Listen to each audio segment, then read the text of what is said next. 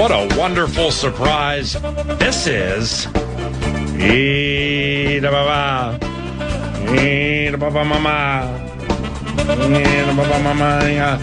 right, what's the surprise? A 3-2. Hey! Mr. DJ, play me Black Star song!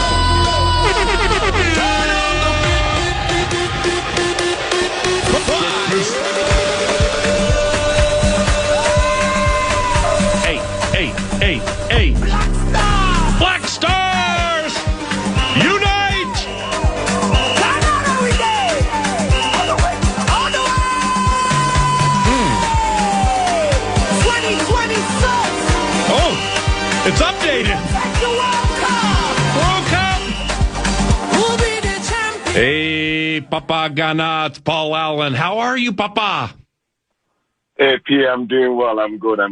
How are you doing, too? Excellent. So is Nordo. So awesome to hear from you under the cover of darkness out of nowhere. Did you like that? Did you like that Ghana World Cup anthem song we played for you? Yes. You know, in Ghana and like most of Sub-Saharan Africa, soccer is live. So it's a big party for us. Yeah, Papa Ghana. Where have you been all of our lives, Papa Ghana? The World Cup begins on Thursday, and we were talking about you last week. Why? Because we miss you. I know. I mean, when I got a text from Noda, I made him say, hey, I appreciate that. I'm still part of the family, here. I'm one of us since 96. So Minnesota is home for me. And how long have you lived in the United States of America, given you are of Ghana descent? Well, in the Twin Cities since 1996. So I've lived within a 10-mile radius of 394 and 169, more than anywhere on earth. Papa Ghana, it's still Papa, right? That's correct.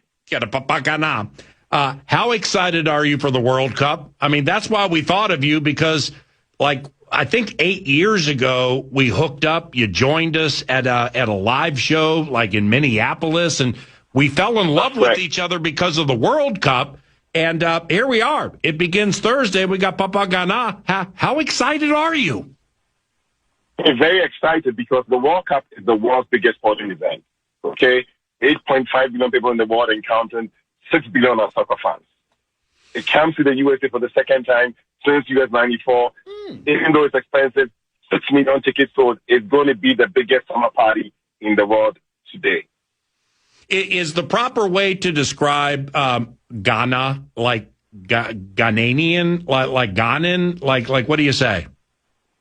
Say Ghanaian. Ghanaian. Okay.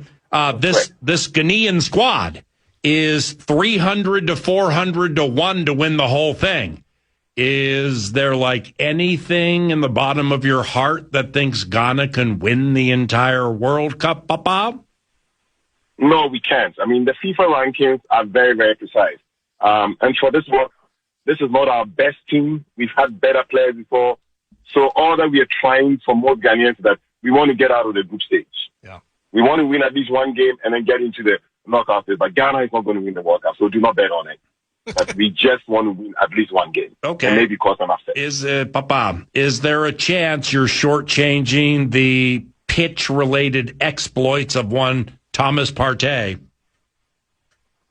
Well, I'm not shortchanging Thomas Partey, but it's the whole team. Thomas Partey is one of the better midfielders in the world today, but it's 1 out of 11. We need a very good goalkeeper. We don't have a very good goalkeeper that can save maybe 5-6 shots in a game. You need a good striker. We don't have a striker who can give us a goal in every 2 games. So there are certain things that you need to go win a World Cup. We don't have that. So we can be emotional about it, but I look at Ghana from my mind and not from my heart. I understand that, Papa. But what about Ernest Nwama? Are you shortchanging him, Papa Ghana? I am not shortchanging him because we have had better players before.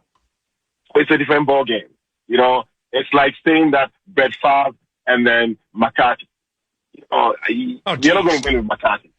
So just like the Vikings, we don't have Favre. You know what I'm saying? It's different. Yeah, it's different when chatting with somebody for the first time in 8 years and the third-year quarterback from Michigan catches a proverbial stray from somebody talking about a Ghana soccer team, soccer club. Holy cow, Papa! Geez, Nordo? Well, what do you think about the tournament coming back to America? First time it's been here since 1994, Papa, and the combination of the co-hosting of Mexico and Canada.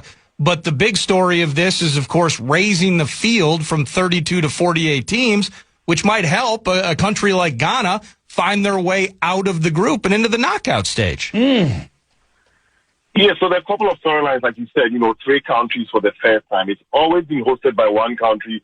It was only the Japan-Korea World Cup that we had 2 countries doing.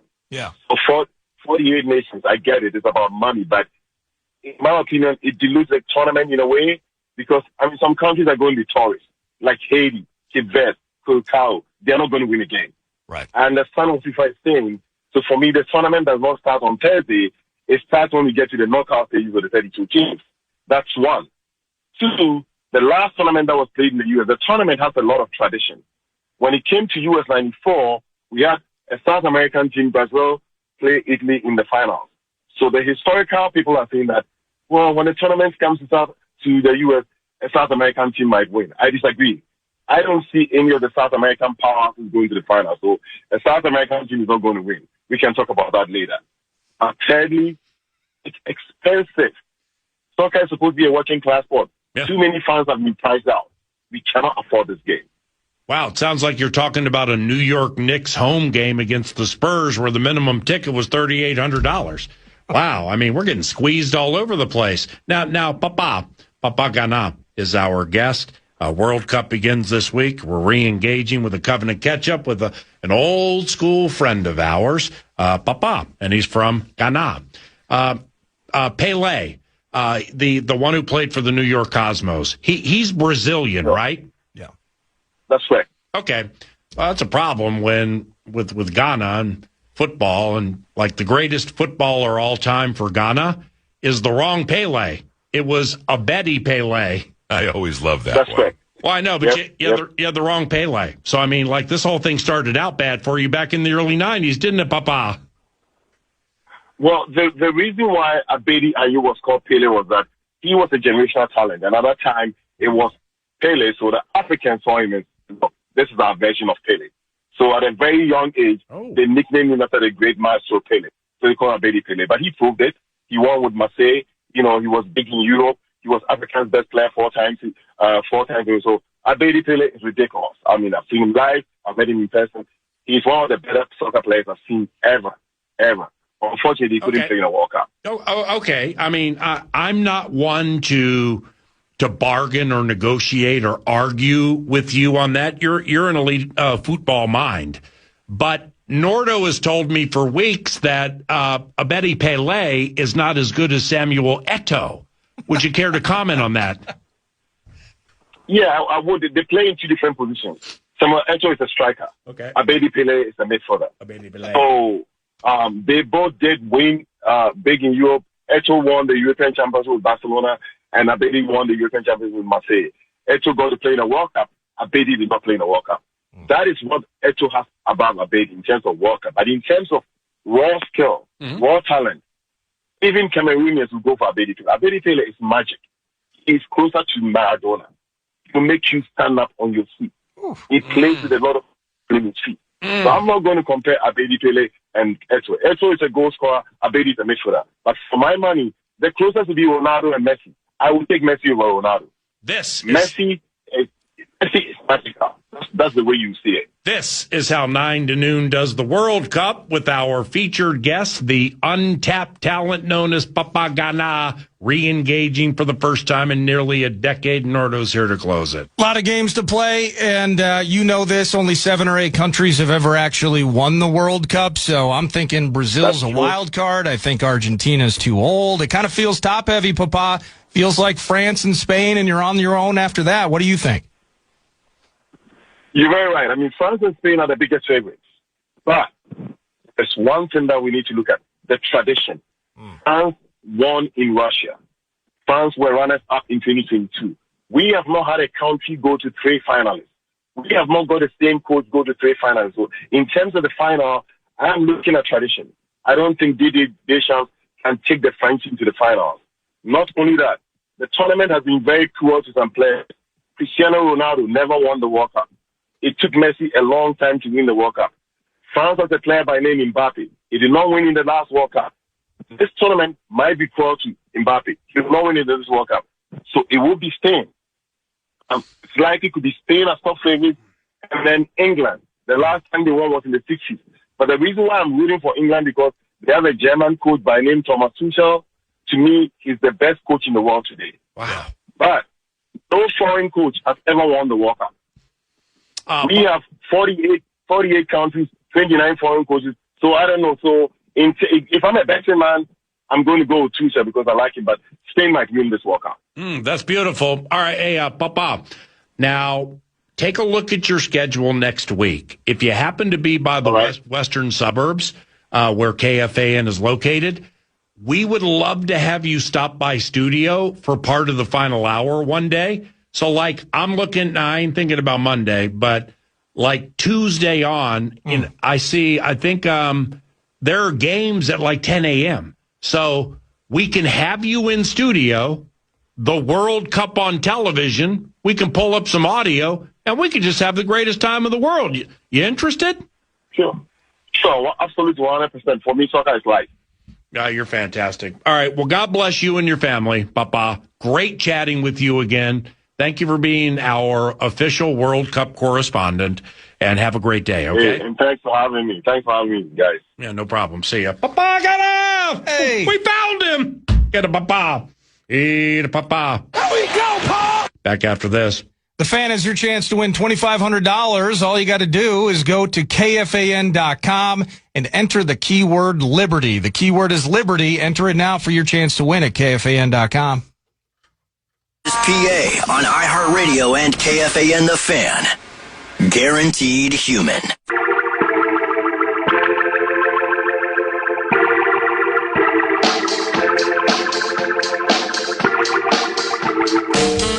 Hey, this Father's Day, skip the tie and give Dad what he really wants. A day at Canterbury Park. Amazing food trucks, live racing, and a shot at winning a brand new Lazy Boy recliner from the Furniture Mart.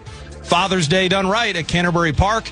Get the details, KFAN.com. The keyword is calendar. It is a Talker Tuesday brought to you by Northern Fire Grilling and Barbecue Supply and some talkbacks the way the show is laid out. Let's hammer through some of these. Let's listen. You brought these via the free iHeartRadio app. One of you is going to win a $25 gift card to Northern Fire Grilling and Barbecue Supply. So batter up. Here are the talkbacks.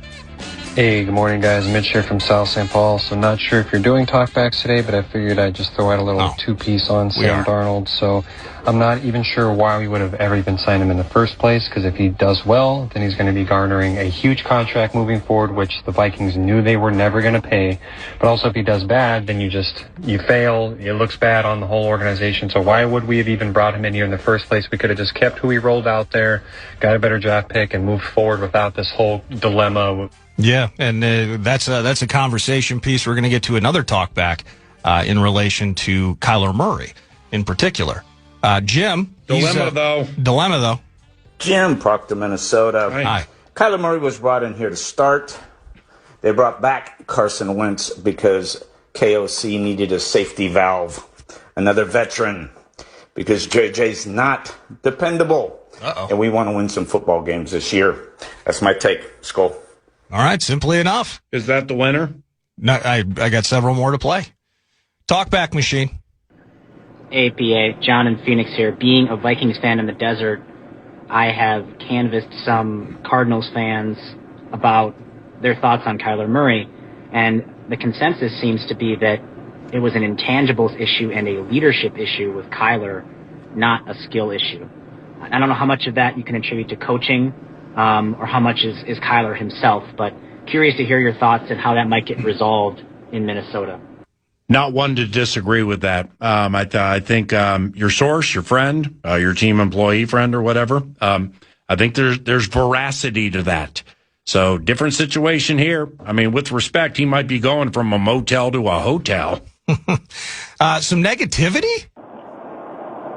I have to laugh at this analysis of Kyler Murray. It's the same movie I've seen 100 times. The Vikings signed some mediocre has-been quarterback. What? What a joke franchise. They'll sneak into the playoffs, lose the first game, and it'll start all over again. They had their quarterback in Sam Darnold, and they whiffed. Do better. Well, okay. I didn't know Negative Dave knew how to work the talkback machine from Arizona. And you boxed yourself up, Rob, where you were like, same old thing, washed up has-been quarterback, blah, blah, blah. Just like you probably said about Sam Darnold, right? He was pretty good. They won 14, right? Then he got to party with the Lombardi, right? But anyway, for listening to 9 to Noon, love you. Nobody can really truly recall how they thought about Sam Darnold in March of 2024. That's what I've learned in the recent year and a half or so is, I totally forgot how I thought about that signing for free agency 2024. A couple more. Hey, PA, huge fan of the show, from Minnesota, now living in Orlando, huge Vikings fan. I think I totally agree with what you're saying. Health is going to be a big thing. I'm excited for the back end of the defense. I love Flores and what he does. We've got a great defense. Excited for the season. Quarterback room can't get any worse. Huge fan. Thanks. Well, there's that. Talkbacks. Ba-bomb. Can't get any worse. Our winner is today, courtesy of Northern Fire Grilling and Barbecue Supply on a Talker Tuesday. There wasn't a bunch of wit involved in it. It wasn't a massive joke or playing into a bit. I think he did stumble upon a bit of a side talker as part of this quarterback conversation, though. Hey, PA, Nordo, Damon from Princeton here.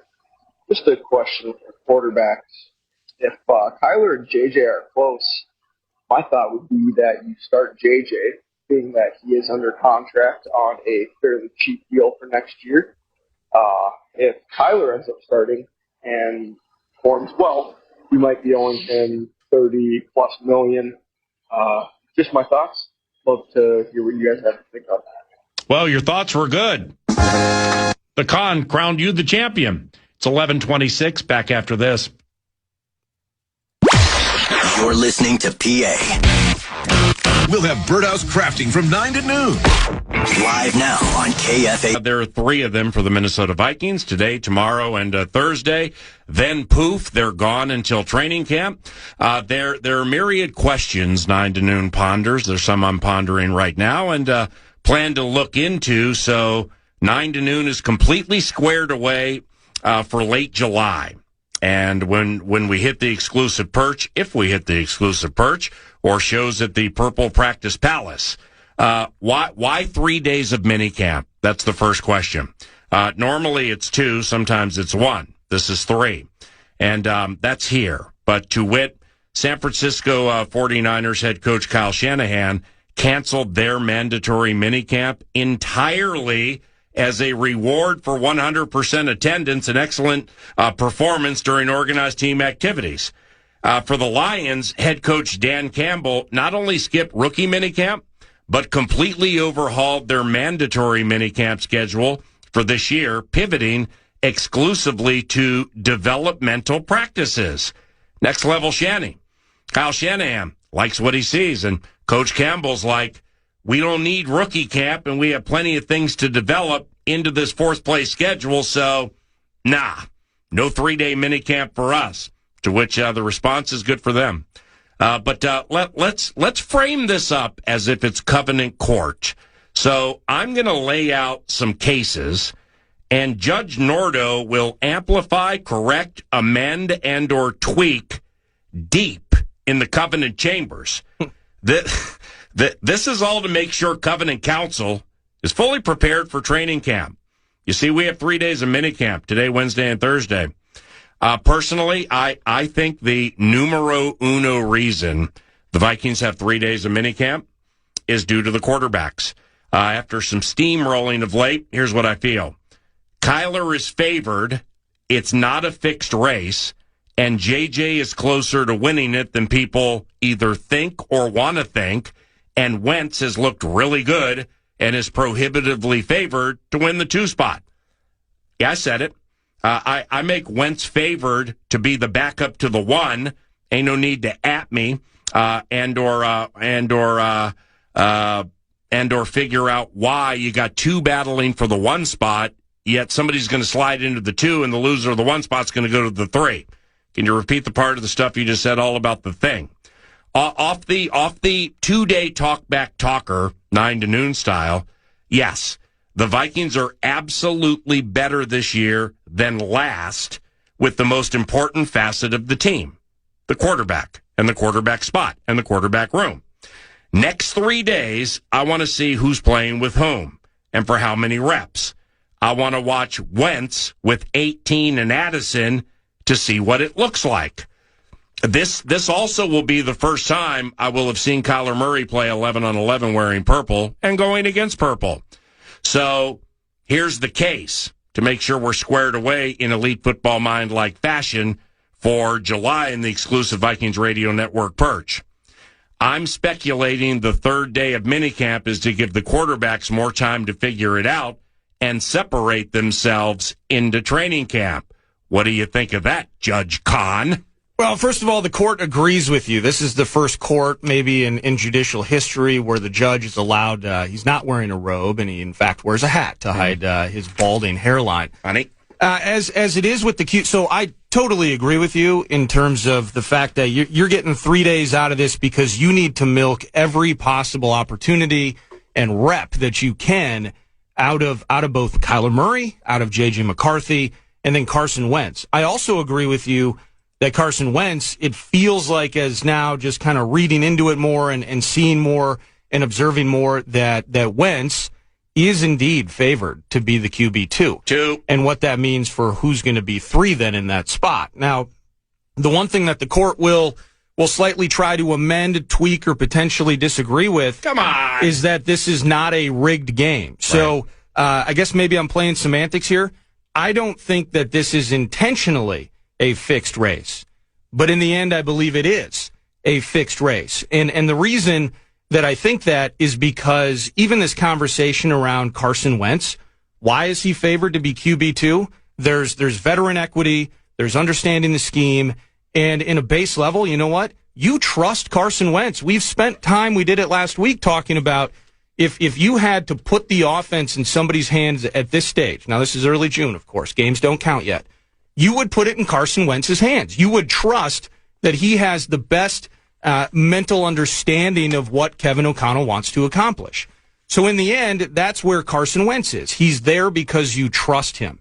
Now it's between Kyler and J.J. McCarthy. When I look at this quarterback competition as it is, again, I think they're trying to make it real, but what do you trust? That's why I asked Ben Lieber that last week. What would J.J. McCarthy have to do to build your trust in him? And my answer to that question, if asked, would be there's nothing that J.J. McCarthy can do when the games don't count to gain my trust. If J.J. McCarthy goes into the border battle week 1 as the starting quarterback of the Vikings, it's the trust I have in Kevin O'Connell that leads me to trust that J.J. McCarthy is ready. Outside of that, these reps they're taking in Egan right now, what you're going to do is you're going to watch, okay, footwork was good, decision-making was roughly even to what we saw out of the kid QB. Okay, all things are the same on the field. Everyone's looking good. Hey, coach, hey, look at me. I changed my footwork in the offseason. Okay, cool. JJ's made some progress. We dig that. In the end, you're going off of equity. You're going to trust the 87 starts. You're going to trust the Rookie of the Year and the Pro Bowl. You're going to trust the optimism around what you can do with that athleticism. So the court would have to amend the idea that the court believes it is a fixed race, not intentionally, and that the trust factor around what you've seen out of Kyler Murray, what you've gotten out of Carson Wentz, will tip the scales in their favor over J.J. McCarthy. If McCarthy is QB1 opening day, it's because of the trust you have in Kevin O'Connell that gives you belief that that's the right spot moving forward. Thank you, Judge. Much appreciated. Next time we're in Covenant Court, specifically in the Covenant Chambers, can you please keep your robe closed and keep the Velcro together? Okay, that was weird, but we acquiesce, and we will take in minicamp for 3 days, see which personnel is playing with which players, and that's a major key. Yeah, we thank Judge Nordo for that. Next, the Frank Smith effect. Former offensive coordinator for Mike McDaniel's Miami Dolphins, Frank Smith. We've heard his name the last 4 months so many times and from so many of the right people. Something is absolutely brewing here.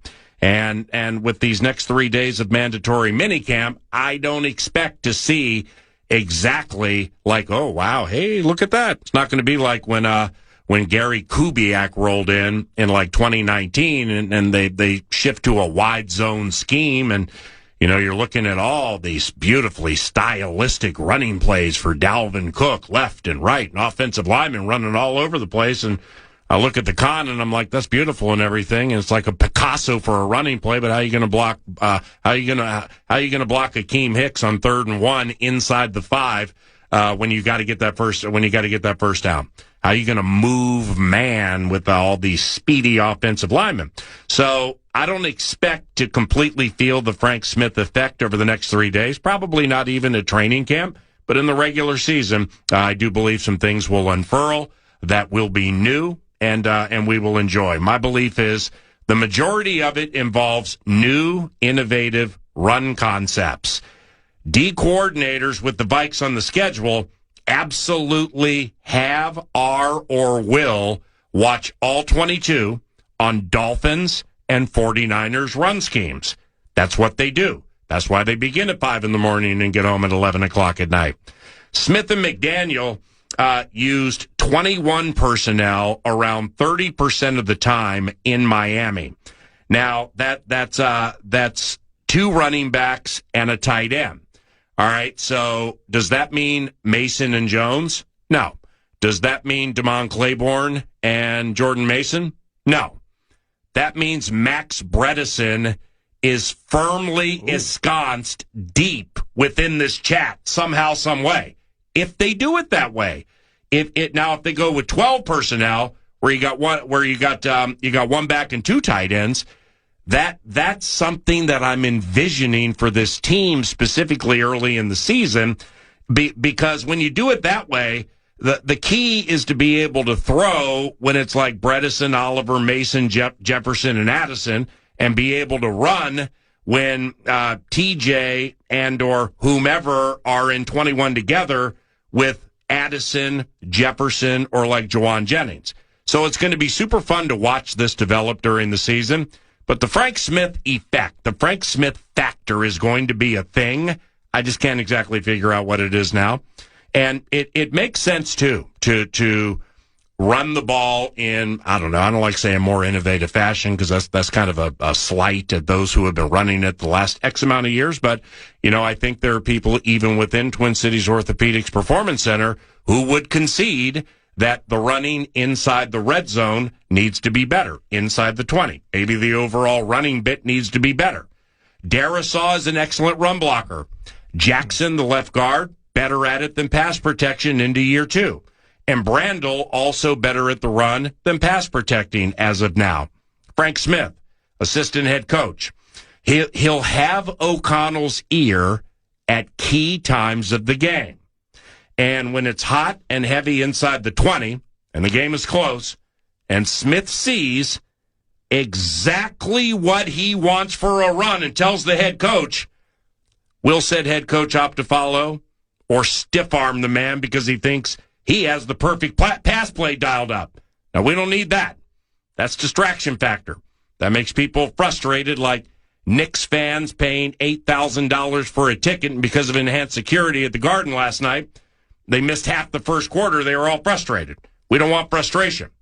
The part with Smith, O'Connell, Smith, that's super key. The Vikings ran it 410 times last year in the regular season, and about 100 times fewer than the division champs. The NFC North has become or is becoming the most run-happy division in the game. And the Vikes are set to enhance the party with old Smitty, and the Frank Smith influence. Trip out on this. Last year, the NFC North ran the ball 1,849 times. The AFC North is identifiable for running, see Derrick Henry, and those teams combined ran it 1,716 times. The NFC went to ground pounding 1,849 times, and that number should be even higher after this season. So per the earlier talkback and the talkers, yes, with Jennings, Bredesen, a healthy Darisaw, and a more experienced Donovan Jackson, with O'Connell and Frank Smith marrying run and pass, the team is better at running than last year. Ooh. That's the case into the chill and then subsequently into training camp. Your Honor, what do you think of the case? Well, first of all, the court just vehemently objects to your overstimulation about the 21 personnel, but does agree with the defense's findings that the run game is going to be different this year. You know, over the course of minicamp, and I'm glad you mentioned it, these next 3 days, you're not going to get to see really and touch and feel, I should say, the wide zone in terms of physical contact and maybe the most exotic nature of what Frank Smith and this offensive scheming crew want to put onto the field. But you're going to, maybe at the base level in terms of formations and maybe some of the base ideas, you're going to feel Smitty's impact, I think, over these 3 days. And there's going to be some super cool talkers out of it. Yeah. The key with Frank Smith, you know, you mentioned Shanny in this offense and it's use check. I need Bredesen to be the new school use check in this conversation if that's what we're going to see in 2026 and beyond. But it's so interesting. There's a copycat nature to this league, but it's been proven time in, time out. It's really, really difficult. You can copy the plays, but in the end, you need the requisite coaching and, of course, the personnel to actually execute on the field what you're watching those you fawn over, what they're doing. Gotta make the right play call at the right time. So welcome Smitty. It's not like Kevin O'Connell hasn't sat in his office or at his house and drawn up on a bar napkin something cool that he saw another team do on the field. But does he now potentially have the mindset, the coaching, and the tools necessary to start doing those things? And, you know, you mentioned Frank Smith. You know, there's one aspect of it, not just the running, but I would look at Frank Smith as a guy that over the course of his career, offensive line, tight end background, really what he's done on the offensive side of the ball is gotten the most possible productivity out of the backfield in general. And so that can be the run game and working with the track star Mostert, working with Achane, and the things that he was able to do in Miami. Dig it. And Mike McDaniel, kind of 6 degrees of separation, where we're talking very similar ideas philosophically when it comes to offense. But you can even look to when he was with Brandon Staley and the Los Angeles Chargers in 21, the productivity and the work he did on that offensive line with Austin Eckler, who, by the way, is never going to run for 2,000 yards. No big deal. He caught a bunch of passes. I think he had 8 receiving TDs that year, 20 total touchdowns. Wow. I think for Frank Smith in general, his addition to this and his mindset and his insight is just going to be overall productivity out of the backfield. We can complain about, you know, undersized O-linemen over the course of time, how we do at the doorstep and goal line and short yardage situations. Is Jordan Mason really a pass catching option? How do these screens look? I mean, we've had these conversations. Hey, they're ranked 28th in the run. Why don't you run the ball more, Kevin? All those things maybe come to pass with a guy now in the building who really, over the course of his career, you look at his resume and it's like, hey, I fix backfields.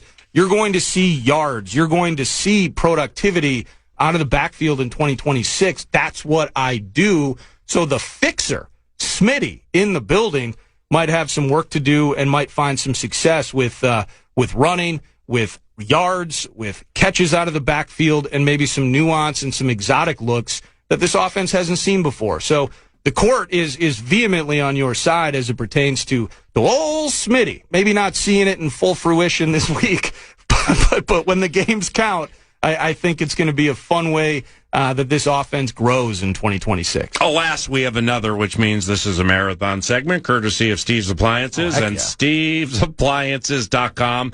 You know there are 4th of July savings to be had. Lowest prices of the season on thousands of in-stock appliances ready to roll right now.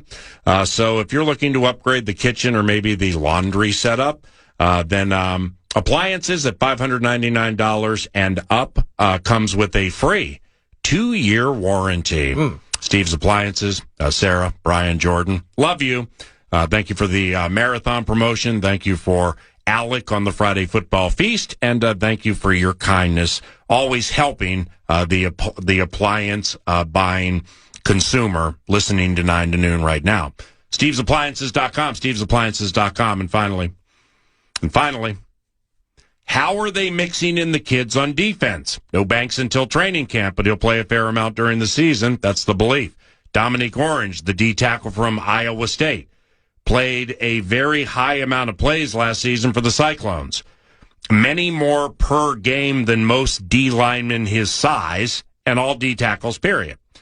There was a knock on Big Citrus that he took off plays during games, and to a certain extent, from what I understand, those takes were accurate, but a little uninformed. The Vikings are concerned none because they know big people get tired. And there were times he was gassed while in the game.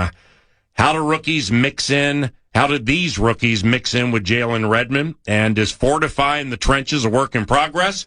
Or are they mostly set? Elijah Williams, undrafted last year, splashed a little bit. He's going to be better. And Levi Drake Rodriguez should be better too. Interestingly, league insiders believe Hargrave and Allen didn't hit the way the Vikings expected last year because Flo's defense is not tailor-made for D tackles and instead overly focuses on edge players, inside linebackers, and safeties. My question would be, then why did they draft Banks and Big Citrus? And by the way, do people happen to conveniently forget the work Flores and that staff did with Vince Wilfork when he played for the New England Patriots? Okay. Perhaps Hargrave and Allen, off significant injuries, took time to get up to speed. And for whatever the reason, it just didn't impact enough quarters, halves, or games. Jake Golday, the Cincinnati linebacker in Van Ginkel in training. Not expecting much from him, that kid on defense, unless there are injuries. But there's a definite chance to win the third edge job. But they seem to like Richter and Batty, and Tyrion Ingram Dawkins has cut weight and reshaped his body a bit to play end and edge. Golday can play inside too, but Wilson, Cashman, and Pace Jr. go 1, 2, 3 there. The three corners to play the most will be Byron Murphy Jr., Isaiah Rodgers, and James Pierre. And if rumors are true, Flores was in love with Miami rookie Jacoby Thomas before the draft, then he plays unless he just doesn't get it and can't pick up the plays. Wonder how much Jacoby Thomas they'll show over the next 3 days at mandatory minicamp. So, without Hargrave, Allen, Grenard, and Hitman, are they better this year than last? Now, I can't say that, but it'll be different, hopefully in a really good way, if the kids on the inside help.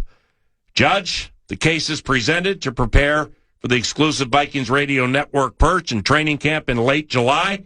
Tweaks, amplification, amendments. What are we thinking, Judge? Yeah, this is a bit of a hung jury situation, just because we're not going to be coming out of here with all the facts and the finished product and a final verdict. And part of that, similar to the Frank Smith discussion, the court is looking at this as a situation that while we'll come out of minicamp going, oh, that was an interesting spot they put Big Citrus in. Oh, Jake Golday played those reps there. And there'll be some shock and awe and corresponding conversations off of it. And that's going to be, that's part of summertime blasting with the Minnesota Vikings, is it's so much fun to take morsels and make them into giant nuggets. Yeah. You were mentioning the corners. The court's thinking about this. You know, Vikings are like any team with a lot of nickel, but they don't appear to use a third corner all the time. For instance, and the court mentioned this to you backstage in recess, Rodgers and Murph both played 90% plus of snaps last year. The next corner was Fabian, the island of Fabian Moreau, at 18%.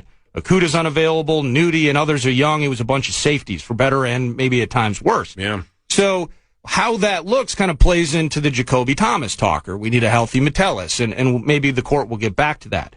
I mean, you look, what we can't forget what was said in this court in and out of the draft. For this defense to go, for this defense to flourish, these guys have to contribute early. It's a tough spot for rookies, but with this defense and this team, we said this, they have to be a factor in 2026. That's part of why Rob Brzezinski and the push behind this draft and, making the change from Kwesi Adolfo-Mensah is this team needs draft picks to show up on game day. So, Big Citrus, you're going to get those chances, big man. Caleb Banks, let's get the foot healthy. Let's get you on the field. You guys are going to matter a ton on the interior in 2026. And that gets back to, you mentioned Golday. Maybe he is Swiss Army and kind of trying to find a role for him. They better find a role. And maybe that's just the special teams demon. Maybe that's what it is early in 2026. Got to happen. And Jacoby Thomas, if there is no hitman in the mix, we need to see him on the field. We need to see our draft picks contributing to the 2026 Minnesota Vikings. So we remain a hung jury because there's a lot to know. There's a lot still to learn. But those are all things that have to happen for the Purple from the standpoint of this particular court. And as you can tell, we have a lot on our minds into the 3 days of mandatory minicamp for the Minnesota Vikings today, tomorrow, and Thursday. Thank you so much, and thank you for your kindness and listening to 9 to Noon when you do. He's Eric Nordquist. He produces, and I'm Paul Allen. May God bless you and all of your families, and thank you for listening to FM 100.3 KFAN. The program is next. From the 1-800-ASK-GARY Traffic Center. This report is sponsored by Wendy's new Biggie Deal.